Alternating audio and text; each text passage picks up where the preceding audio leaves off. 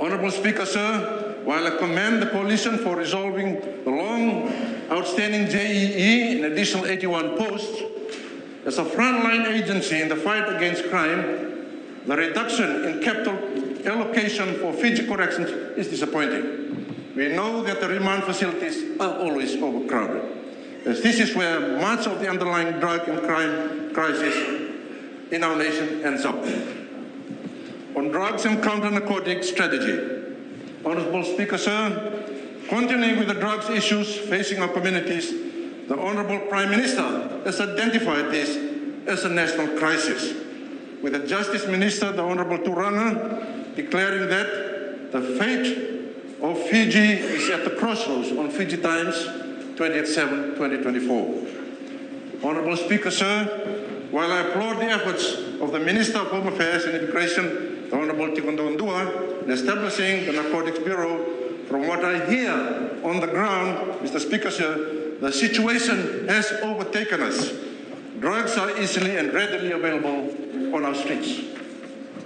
Honourable Speaker, sir, I ask the coalition government, does our effort match the crisis? Does our effort match the crisis? In scrutinizing this budget, our words appear empty, as much of the counter-narcotic strategy 2023 still needs to be funded in the various ministries identified as stakeholders. Honourable Speaker, sir, the launch of the counter-narcotic strategy is a positive step forward. However, I ask the following questions. 1, will the strategies in this document effectively disrupt the flow and use of drugs?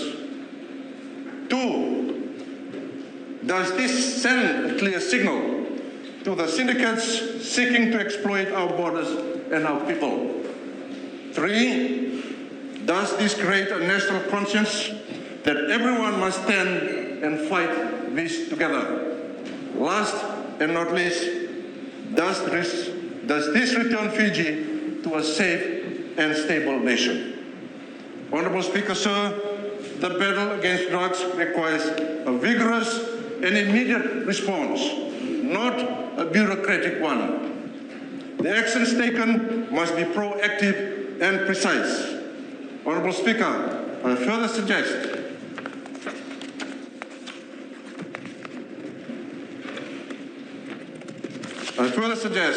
the establishment of a joint select committee for parliamentary oversight to review and assess the strategy's implementation and progress.